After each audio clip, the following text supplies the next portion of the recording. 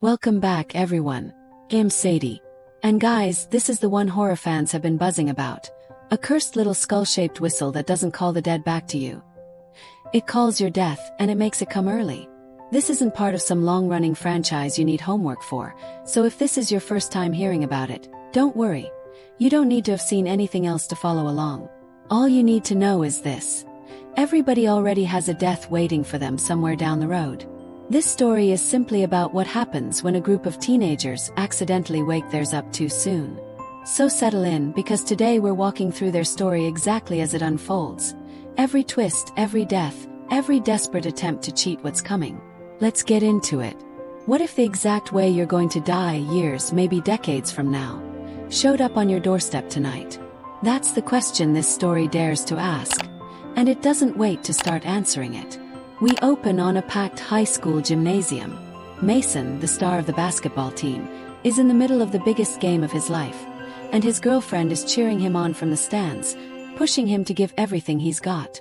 But through the haze of the crowd, Mason catches sight of something that doesn't belong there. A dark, smoldering shape watching him from the fog. Fear flickers across his face, but he shakes it off. The clock is running out. He has a shot to make. As he lines up for the final game-winning throw, a burned and blackened figure reaches for him from just behind, its arms stretched out like it's been waiting its whole existence for this exact moment. The ball leaves Mason's hands. It drops through the net. The gym explodes into celebration. But Mason doesn't celebrate. He runs straight to his locker, hands trembling, the hair on his arms standing on end like something is closing in. He tears the locker open and pulls out a strange, ancient box he's never noticed before. And that's when the burned man finds him again, drifting closer, whispering his name like it's savoring the sound. Panicked, Mason smashes the box to pieces and begs the thing for his life. For a moment, it's almost peaceful. His friends arrive, laughing, telling him how proud they are of the win. Mason breathes again. He thinks it's over. It isn't. Later, alone in the locker room shower, Mason glances down and sees black ash swirling around the drain. He looks up. The burned man is standing right behind him. It grabs him by the throat and forces its charred hand into his mouth. And Mason's entire body erupts into flame. His friends come running at the sound of his screams, only to watch, helpless, as he burns alive in front of them. 6 months later we meet Chrys, a girl who's just moved to town and is staying with her cousin Rel. Today is her first day at her new school, and Rel, ever the protective older cousin, has brought her breakfast before they head out together. At school, Rel points out the girl he's been crushing on from across the hall, and it's in that same hallway that Chrys is assigned her locker. The name still faintly scratched into the metal reads, Mason. This is the locker of the boy who burned to death only months ago. A guy named Dean quickly warns her off it, telling her flat out she can't have that locker. And when she refuses to budge, he calls her a junkie to her face.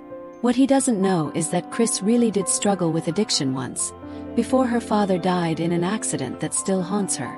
She hasn't touched anything since. So when Dean throws that word at her, she doesn't argue. She puts him on the ground with a single kick. That's when their teacher, Mr. Craven, arrives, furious, and slaps the whole group with an extra detention as punishment before storming off. The bell rings and everyone scatters. Alone at last, Chrys pries the locker open, and a pile of old belongings tumbles out. A classmate named Grace steps in to help her pick everything up, but Chrys, guarded as ever, waves her off and Grace walks away. That's when Chrys notices it. Tucked in the wreckage is that same strange, ancient box. She lifts it out and opens it. Inside is a whistle carved into the shape of a small, grinning skull. She's just about to raise it to her lips when the bell cuts through the hallway. She shoves it into her bag instead and hurries to class. But as she sits down, the whistle slips loose and clatters onto the floor in full view of everyone.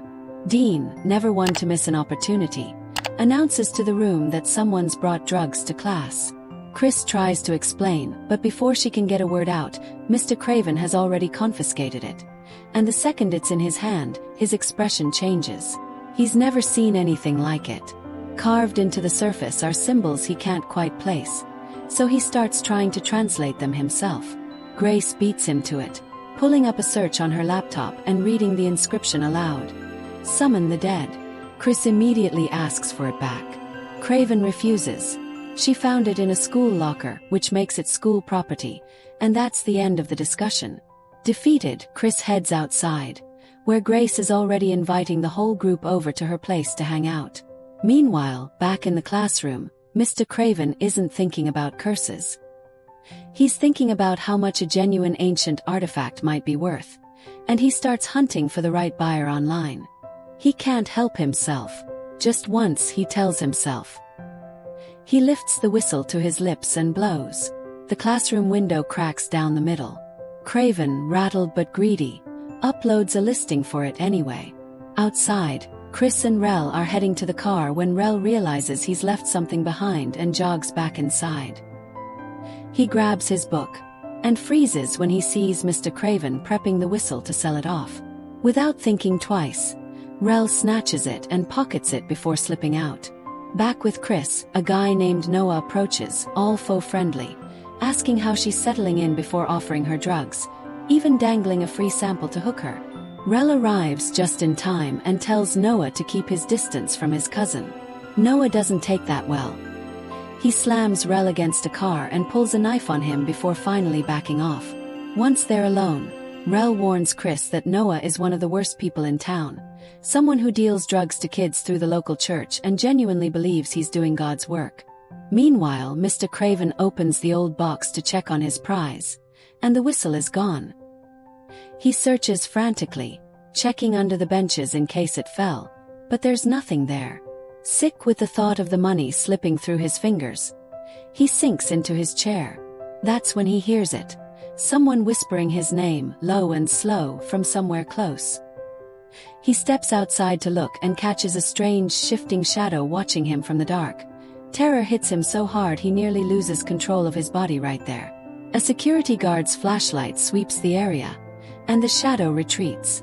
Shaken, Craven heads back to his classroom to collect himself. He isn't alone in there. A disfigured man with blood running from his mouth is waiting for him, and before Craven can even scream, the thing plunges its hand into his stomach, crushing everything inside.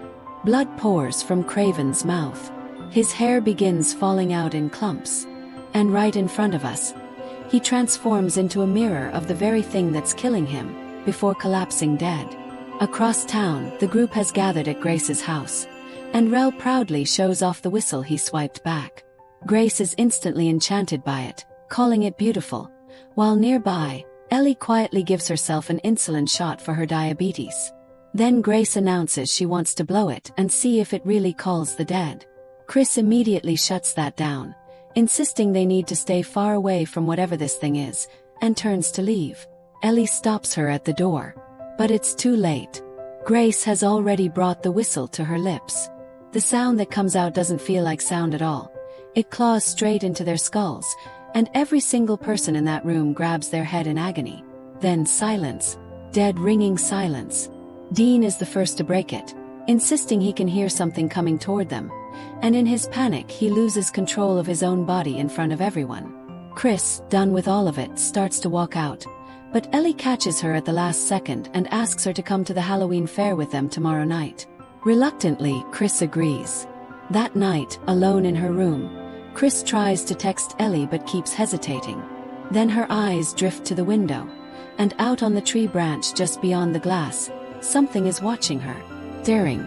Rel bursts in at that exact moment and scares her half to death, and by the time she points outside, whatever it was is gone. He sees nothing.